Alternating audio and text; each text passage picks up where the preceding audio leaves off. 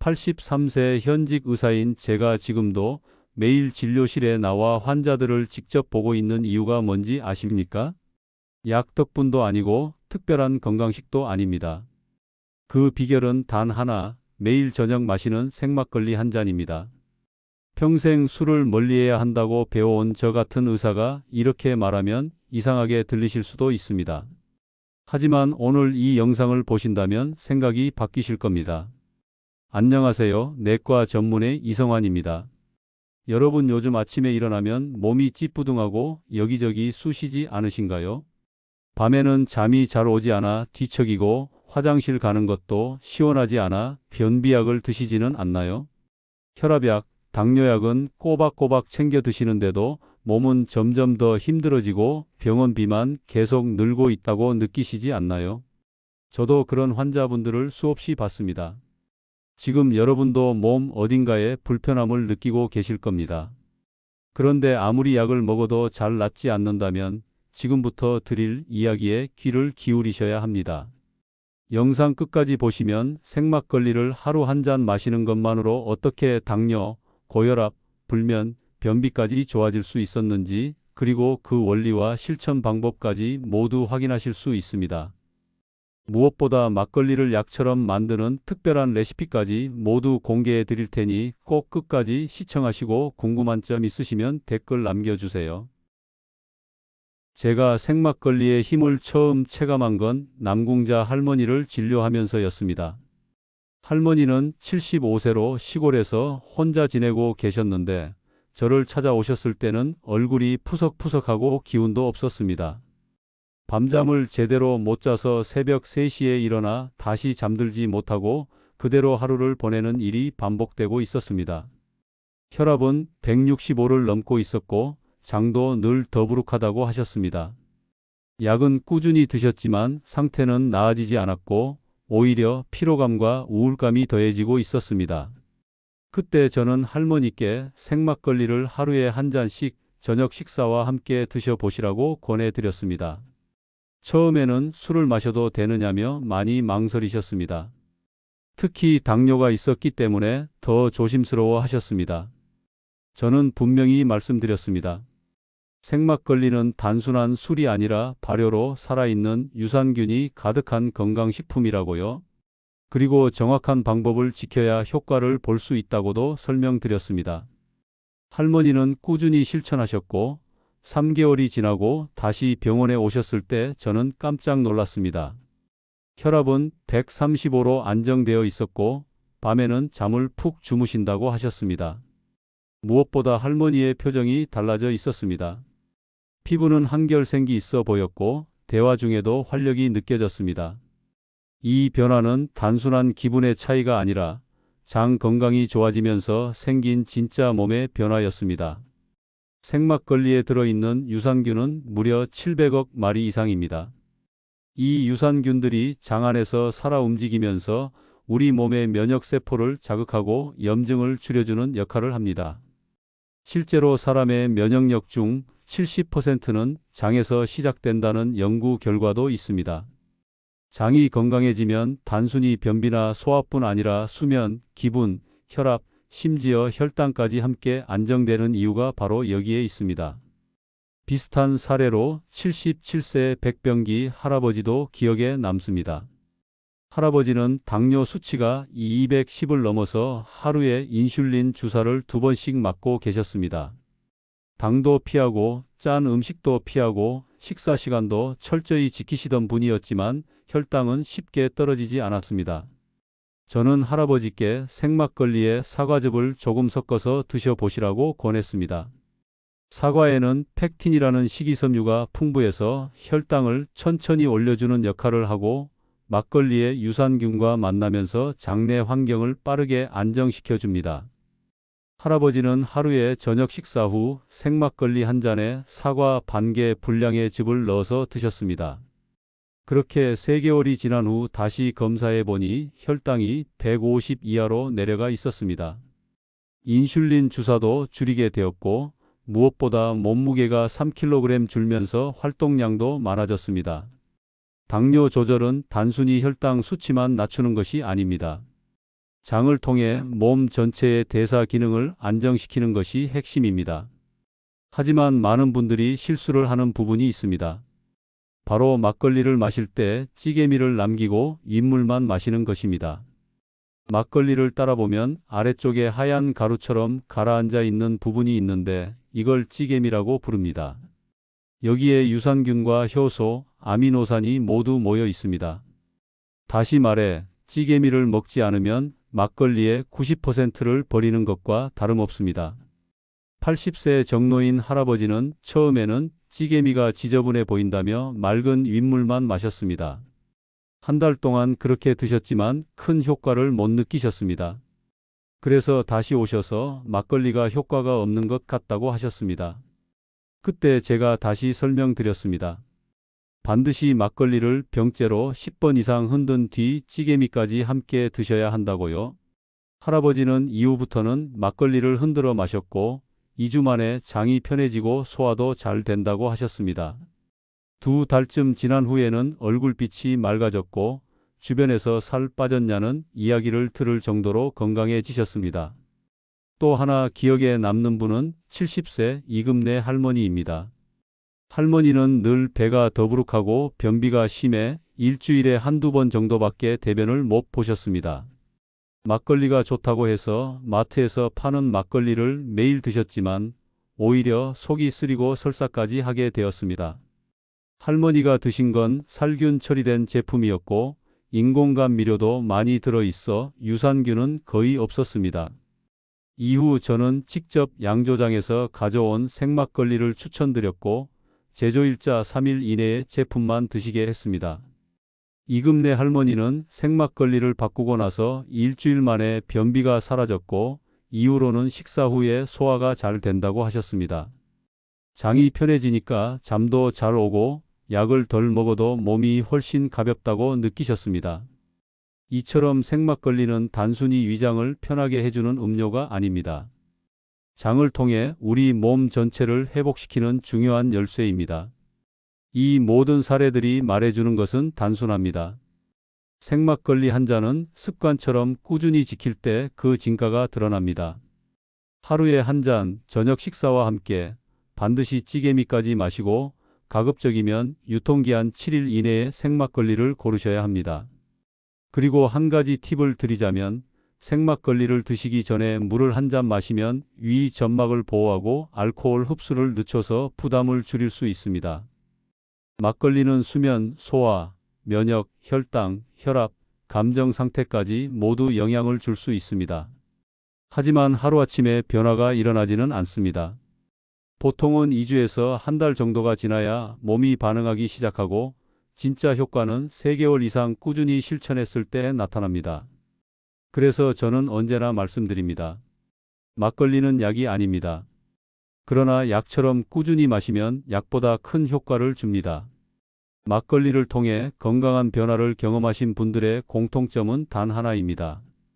바로 제대로 된 생막걸리를 선택했다는 점입니다.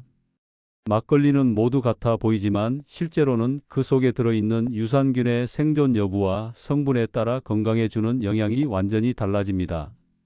즉, 어떤 막걸리를 고르느냐에 따라 약이 될 수도 있고 의미 없는 음료가 될 수도 있다는 이야기입니다. 그렇다면 과연 어떤 막걸리를 골라야 생막걸리의 효과를 온전히 누릴 수 있을까요? 먼저 유통기한을 꼭 확인하셔야 합니다. 진짜 생막걸리는 유통기한이 아주 짧습니다. 대개 7일에서 14일 정도입니다. 왜냐하면 생막걸리는 고온 살균 처리를 하지 않기 때문에 유산균이 살아있고 발효가 계속 진행되기 때문입니다. 그래서 유통기한이 길 수가 없습니다. 반대로 유통기한이 한 달 이상으로 긴 제품은 대부분 살균 처리를 통해 유산균을 없앤 막걸리입니다. 이런 제품은 보관은 편리할 수 있지만 유산균이 살아있지 않기 때문에 건강 효과를 기대하기 어렵습니다. 다음으로는 성분표를 보셔야 합니다. 가장 좋은 생막걸리는 쌀, 누룩, 물 이렇게 3가지 재료만 들어간 단순한 구성입니다. 여기에 설탕, 액상과당, 합성감미료, 인공색소 등이 들어가 있다면 피하셔야 합니다. 특히 당뇨가 있으신 분들은 아스파탐이나 수크랄로스 같은 인공감 미료에 주의하셔야 합니다. 이러한 성분은 당은 높이지 않지만 장내 미생물의 균형을 깨트릴 수 있어 오히려 몸에 해로울 수 있습니다. 생막걸리는 정직한 재료로 만들수록 몸에 부담이 적고 유산균도 훨씬 잘 살아 있습니다. 제조일자도 매우 중요합니다. 막걸리는 제조 후 시간이 지날수록 유산균 수가 줄어들고 산도가 높아지면서 맛도 변하고 효과도 떨어집니다. 가장 좋은 생막걸리는 제조일로부터 3일 이내에 드시는 것입니다. 특히 장 건강이 안 좋거나 면역력이 약하신 분들은 이 기준을 꼭 지키시는 것이 좋습니다. 유산균은 시간이 지날수록 스스로 죽기도 하고 발효가 진행되면서 유산이 많이 생성되어 위에 자극을 줄 수 있기 때문입니다. 냄새도 중요한 선택 기준 중 하나입니다. 제대로 된 생막걸리는 시큼하면서도 달콤한 발효 냄새가 납니다. 요구르트와 비슷한 냄새가 살짝 섞여 있는 것이 특징입니다. 만약 냄새가 지나치게 시큼하거나 쉰내가 난다면 이미 발효가 과도하게 진행되었거나 상했을 가능성이 있으니 드시지 않는 것이 좋습니다. 생막걸리는 살아있는 음료이기 때문에 냄새에서도 자연스러움이 느껴져야 합니다. 색깔도 살펴보셔야 합니다. 생막걸리는 자연스러운 탁한 흰색에서 약간 누런빛이 도는 것이 일반적입니다. 너무 하얗거나 반대로 지나치게 투명한 경우에는 정제수나 첨가물이 들어갔을 가능성이 있습니다. 생막걸리는 자연 발효 상태이기 때문에 완벽하게 균일한 색을 띠지 않습니다. 오히려 약간의 층이 지거나 가라앉아 있는 찌개미가 보이는 것이 진짜 생막걸리의 특징입니다. 이 찌개미에는 유산균과 영양분이 풍부하게 들어있기 때문에 절대 버리면 안 됩니다.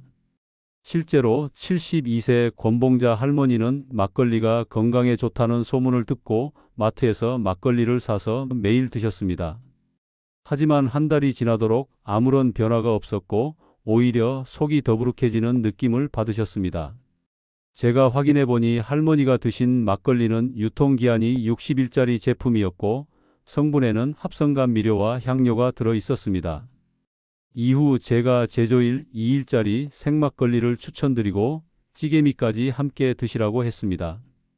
2주 정도 지나자 할머니는 장이 훨씬 편해졌고 그토록 고생하던 변비 증상이 거의 사라졌다고 하셨습니다.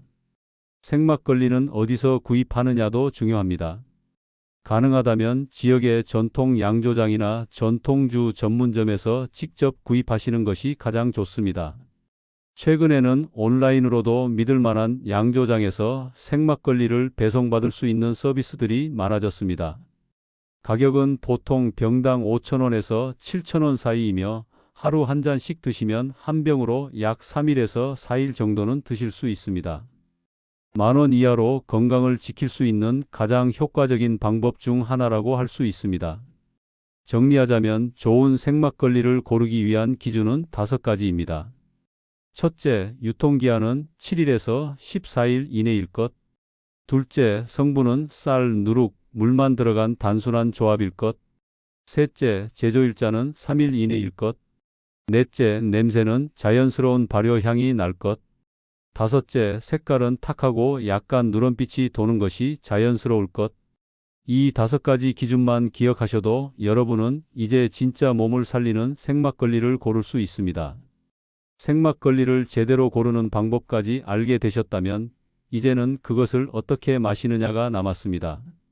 막걸리는 단순히 입에 털어 넣는 술이 아닙니다. 제대로 알고 마셔야 약처럼 작용하고 그렇지 않으면 아무런 효과를 보지 못하거나 오히려 속이 불편해질 수도 있습니다. 생막걸리를 마시는 방법에는 몇 가지 중요한 원칙이 있습니다.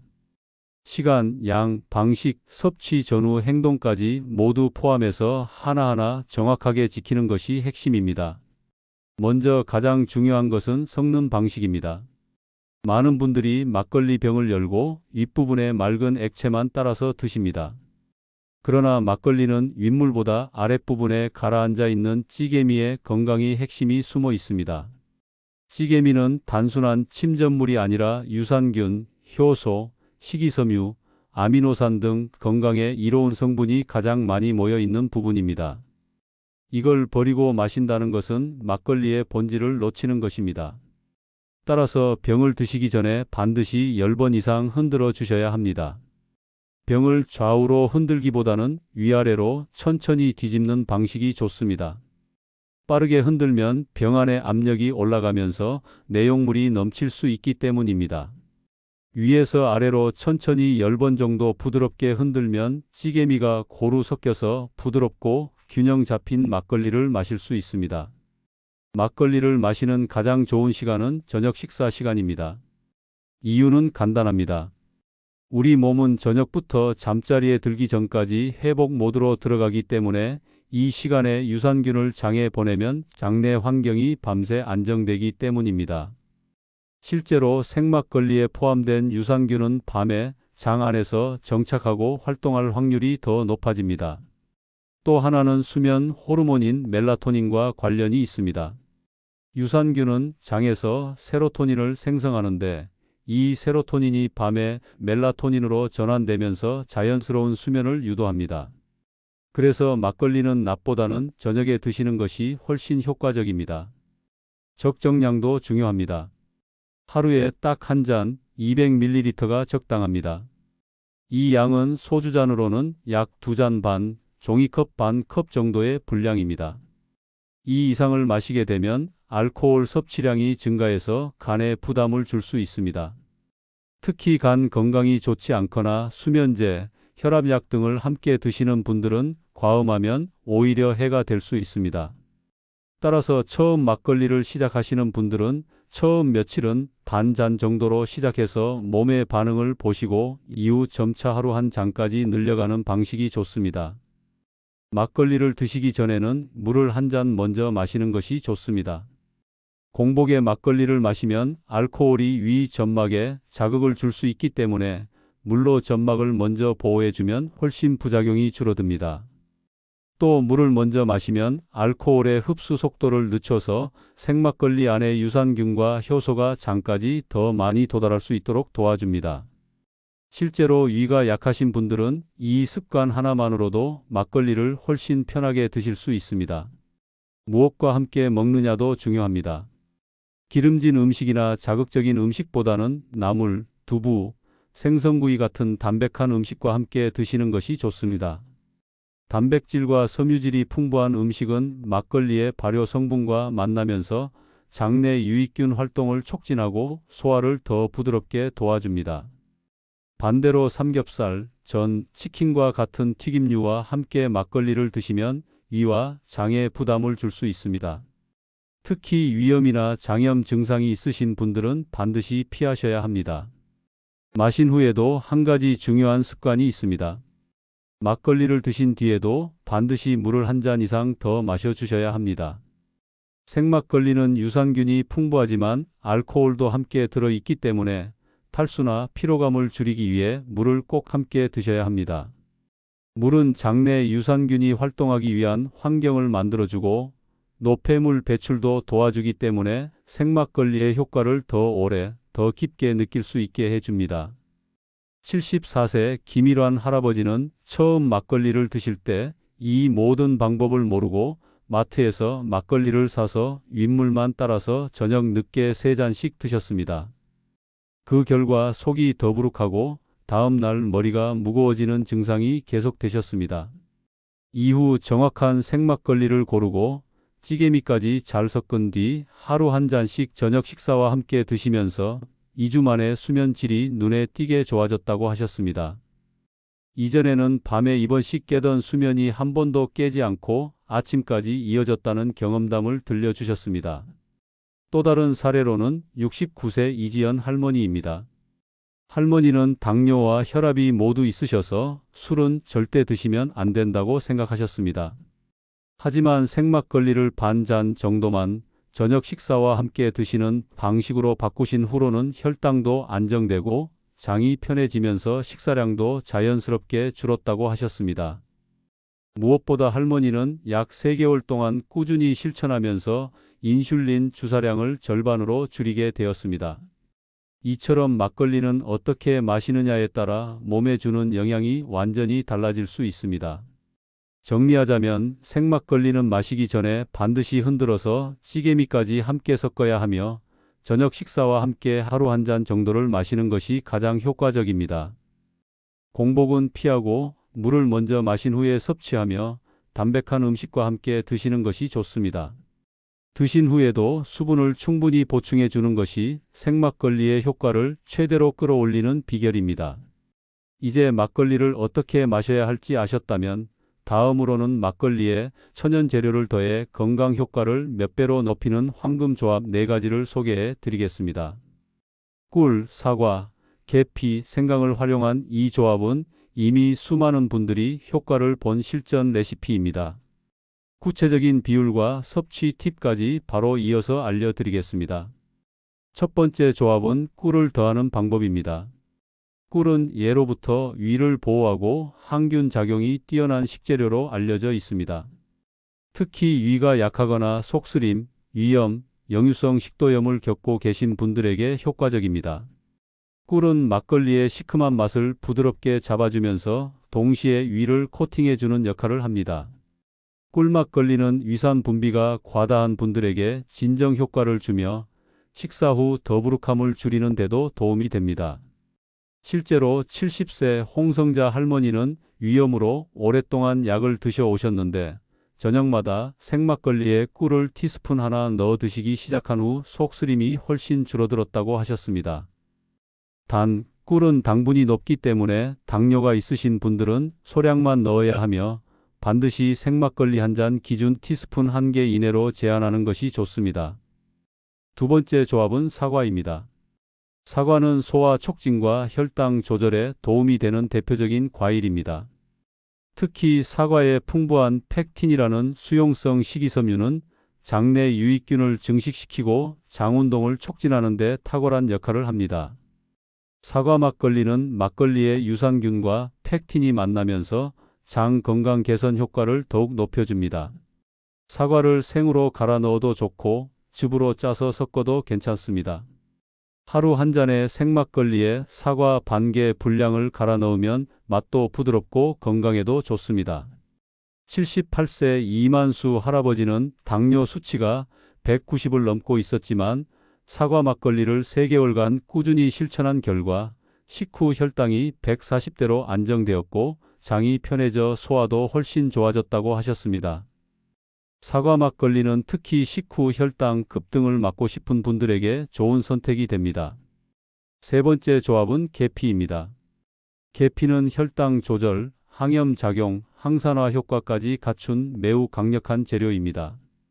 특히 계피 속에 있는 성분은 인슐린의 민감도를 높여주어 혈당이 천천히 오르도록 도와줍니다.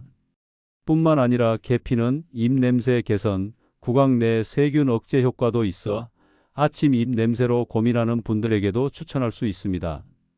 계피 막걸리는 생막걸리 한 잔에 계피가루를 티스푼 반 개 정도만 넣어 잘 저어서 드시면 됩니다. 계피는 향이 강하고 과다 섭취 시 간에 부담을 줄 수 있기 때문에 반드시 소량만 사용하는 것이 좋습니다. 72세 박혜정 할머니는 당 수치가 높고 입 냄새로 고민이 많으셨는데 계피 막걸리를 한 달간 실천한 후 아침에 입 냄새가 거의 사라졌다고 하셨고 혈당도 꾸준히 낮은 수치를 유지하셨습니다. 네 번째 조합은 생강입니다. 생강은 몸을 따뜻하게 하고 면역력을 높여주는 대표적인 식품입니다. 특히 겨울철 손발이 차가운 분들, 평소 감기에 자주 걸리시는 분들, 피로감이 심한 분들에게 적합한 조합입니다. 생강 막걸리는 생강을 조금 갈아서 넣거나 생강청을 티스푼 하나 정도 섞어 드시는 방법이 있습니다. 따뜻하게 마시면 효과가 더 좋아지고 속이 편안해지는 느낌도 강하게 듭니다. 생강은 혈액순환을 촉진하고 몸속 염증 반응을 억제하는 데 도움을 줍니다. 74세 최기철 할아버지는 겨울철마다 손발이 차고 면역력이 약해 자주 감기에 걸리셨는데 생강 막걸리를 2개월간 마신 이후 겨울을 감기 없이 지나셨고 손끝의 저림 증상도 많이 줄었다고 하셨습니다. 이 4가지 조합은 단순히 막걸리의 맛을 좋게 만드는 것이 아니라 각자의 몸 상태에 맞는 치료적 접근으로 활용될 수 있습니다. 위장이 예민한 분은 꿀, 당뇨가 걱정되는 분은 사과, 혈당과 입 냄새가 고민인 분은 계피, 면역력과 냉증이 있는 분은 생강을 선택하시면 됩니다. 조합은 하루에 하나씩만, 그리고 3일에서 7일 이상 꾸준히 실천해야 효과를 느낄 수 있습니다. 무엇보다 중요한 것은 무리하지 않는 적당한 양과 매일의 꾸준한 실천입니다. 주의하셔야 할 점도 있습니다. 설탕이나 인공감미료를 섞으면 유산균이 오히려 죽을 수 있기 때문에 절대 넣지 마시고 꼭 천연 재료만 사용하셔야 합니다. 재료를 섞을 때는 가능한 가공되지 않은 생식 형태로 넣는 것이 가장 좋습니다. 꿀은 생꿀, 사과는 껍질을 깎은 생사과, 계피는 정제된 분말, 생강은 껍질을 살짝 벗긴 생생강을 사용하는 것이 가장 이상적입니다. 마지막으로 하나 더 알려드리자면 막걸리를 마시고 남은 찌개미는 절대 버리지 마시기 바랍니다. 이 찌개미는 발효 성분과 유산균, 아미노산이 풍부하게 남아있어 얼굴 팩으로 활용하면 피부 보습과 재생 효과가 뛰어납니다. 또한 찌개미를 물에 섞어 화분해주면 식물 생장에도 도움이 됩니다. 69세 문정숙 할머니는 남은 찌개미를 얼굴에 바르기 시작한 뒤로 피부가 한결 촉촉해졌다고 하셨고 장미 화분이 유난히 잘 자라서 신기해하셨습니다. 막걸리를 건강하게 마시기 위한 다양한 방법과 황금 조합들을 알아보셨다면 이제 꼭 짚고 넘어가야 할 중요한 주제가 하나 있습니다. 바로 약을 복용 중인 분들이 생막걸리를 드실 때 반드시 알고 있어야 할 5가지 핵심 사항입니다. 이 내용은 단순한 참고 수준이 아니라 생명과 직결될 수 있는 중요한 정보입니다. 그래서 이번에는 가장 자주 받는 질문들을 중심으로 Q와 A 형식으로 정리해 드리겠습니다. 첫 번째 질문입니다. 당뇨약을 복용 중인데 생막걸리를 마셔도 될까요? 결론부터 말씀드리자면 반드시 조심하셔야 합니다. 생막걸리 속 유산균은 장내 염증을 줄이고 혈당을 낮추는 데 도움을 주지만 동시에 약과 함께 작용하면 저혈당을 유발할 수 있습니다. 실제로 72세 이근환 할아버지는 당뇨약과 생막걸리를 함께 드신 뒤 식은땀, 어지럼증, 손 떨림 증상을 경험하셨고 병원에서 혈당이 49까지 떨어진 것을 확인했습니다.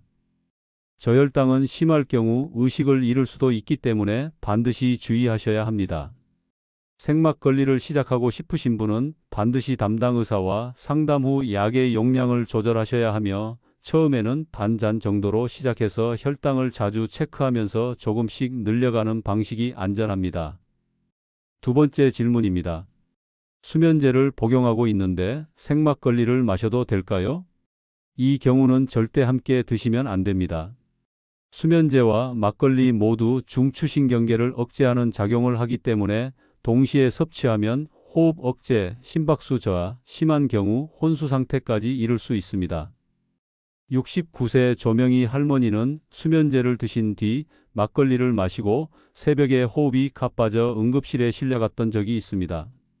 생막걸리를 드시려면 수면제 복용을 중단하거나 대체 방법을 찾으신 뒤에 시작하셔야 합니다. 이 부분은 반드시 전문가와 상담하셔야 합니다. 세 번째 질문입니다. 혈압약을 복용 중인데 막걸리를 마시면 어떤 문제가 생기나요? 막걸리에는 칼륨이 많이 들어있어 혈압을 낮추는데 도움을 주지만 이미 혈압약을 드시고 있다면 두 가지가 동시에 작용하면서 혈압이 지나치게 떨어질 수 있습니다. 실제로 75세 김재환 할아버지는 혈압약을 복용하면서 막걸리를 함께 드시다가 어지러움과 눈앞이 깜깜해지는 증상을 겪으셨고 병원 검사 결과 혈압이 90 이하로 떨어져 있었습니다. 이런 경우에는 막걸리를 드시더라도 약과의 간격을 2시간 이상 두는 것이 안전합니다. 특히 처음 막걸리를 드시는 주간에는 혈압을 매일 확인해 보시는 것이 좋습니다. 네 번째 질문입니다. 항생제를 복용 중일 때 생막걸리를 마셔도 될까요? 결론은 안 됩니다. 항생제는 몸속에 균을 죽이는 약이지만 좋은 균도 함께 죽이게 됩니다. 생막걸리의 유산균은 장내 환경을 회복시키는 데 중요한 역할을 하지만 항생제와 함께 섭취하면 유산균이 제대로 작용하지 못하고 오히려 장이 더 불편해질 수 있습니다. 68세 정영순 할머니는 장염 치료 중 항생제를 복용하면서 생막걸리를 함께 드셨다가 심한 복통과 설사를 겪으셨습니다. 생막걸리는 항생제 복용이 끝나고 최소 일주일은 지난 후부터 드시는 것이 좋습니다. 그래야 유산균이 장에 안정적으로 정착할 수 있습니다. 마지막 질문입니다. 심장약이나 혈액 희석제를 복용하고 있는 사람도 막걸리를 마셔도 되나요? 이 경우도 무조건 의사와 상의하셔야 합니다. 특히 와파린 같은 혈액 응고 방지 약을 드시는 분은 생막걸리 속의 성분이 약의 작용을 강화시켜 출혈 위험을 높일 수 있습니다. 작은 상처에도 피가 잘 멎지 않거나 멍이 쉽게 생기는 부작용이 나타날 수 있습니다. 70세 유성재 할아버지는 혈전 예방을 위해 와파린을 복용 중이었는데 생막걸리를 함께 드시다가 코피가 며칠간 멈추지 않아 병원 치료를 받으셨습니다. 이런 약을 드시고 계시다면 생막걸리의 섭취 여부와 시점, 양에 대해 반드시 의료진과 상의하셔야 합니다. 약을 드시고 있는 분들에게 생막걸리는 무조건 해롭거나 절대 마시면 안 되는 것이 아닙니다. 오히려 적절하게 활용하면 약의 효과를 보완하고 건강 회복에 큰 도움이 될 수 있습니다. 하지만 앞서 말씀드린 5가지 상황은 예외입니다. 약물과 생막걸리는 각각 몸에 긍정적인 영향을 주지만 동시에 섭취할 경우 예상치 못한 부작용을 일으킬 수 있기 때문입니다. 정리하자면 생막걸리를 시작하시기 전에는 자신이 복용 중인 약의 종류와 복용 시간, 용량 등을 정리해 담당 의사에게 먼저 말씀드리는 것이 가장 중요합니다. 그리고 처음 시작하실 때는 반드시 소량으로 시작해 몸의 반응을 천천히 확인하시기 바랍니다. 약과 막걸리 사이에는 최소 2시간 이상의 간격을 두는 것이 안전하며 생막걸리를 드신 후 어지러움이나 속쓰림, 식은땀, 혈압저하 같은 증상이 나타날 경우 즉시 섭취를 중단하고 병원을 찾으셔야 합니다. 지금까지 생막걸리를 건강하게 마시는 방법부터 황금 조합, 약물 복용 중 주의사항까지 모두 알아보셨습니다. 이제 가장 중요한 결론을 말씀드리겠습니다. 생막걸리는 단순한 술이 아닙니다. 매일 저녁 식사와 함께 제대로 마신다면 여러분의 장 건강은 물론 수면, 면역, 혈당, 혈압, 심지어 기분까지 바꿔놓을 수 있습니다. 하지만 어떤 제품을 고를지, 어떻게 마실지, 무엇과 함께 먹을지, 어떤 상태에서 피해야 할지를 알고 실천하는 것이 반드시 필요합니다. 여기서 정말 중요한 것은 속도를 내는 것이 아니라 방향을 바꾸는 일입니다. 하루 한 잔, 작지만 꾸준한 변화가 쌓이면 20에서 30년 후 여러분의 몸은 지금과 완전히 다를 수 있습니다. 약에만 의존하던 몸에서 스스로 회복하는 몸으로 바뀌는 전환점이 될 수 있습니다. 오늘 영상에서 알려드린 내용은 단순한 건강 정보가 아니라 실천하면 반드시 효과를 보는 전략입니다. 여러분도 충분히 바뀔 수 있습니다. 이제 여러분의 차례입니다. 오늘부터 생막걸리 한 잔으로 나만의 건강 루틴을 시작해 보시기 바랍니다. 가족과 함께 드셔도 좋고 부모님께 알려드려도 좋습니다. 주변에 당뇨, 혈압, 불면, 변비로 고생하시는 분이 계시다면 오늘 이 영상을 꼭 공유해 주세요. 작은 정보 하나가 누군가에게는 인생을 바꾸는 계기가 될 수 있습니다. 오늘 영상이 도움이 되셨다면 구독과 좋아요, 알림 설정 꼭 부탁드립니다. 여러분의 클릭 한 번이 다음 영상을 만드는 큰 힘이 됩니다. 댓글로는 여러분의 막걸리 경험담이나 궁금한 점을 자유롭게 남겨주세요. 실천 후 변화가 있었다면 그것도 꼭 공유해 주세요. 다른 분들에게 큰 도움이 됩니다. 다음 영상에서는 눈 건강을 망치는 최악의 습관에 대해 알려드릴 예정입니다. 실명까지 부를 수 있는 위험한 행동들 미리 알고 예방하셔야 합니다. 절대 놓치지 마시고 꼭 시청해 주세요. 끝까지 시청해 주셔서 감사합니다. 여러분의 건강한 노후를 응원합니다.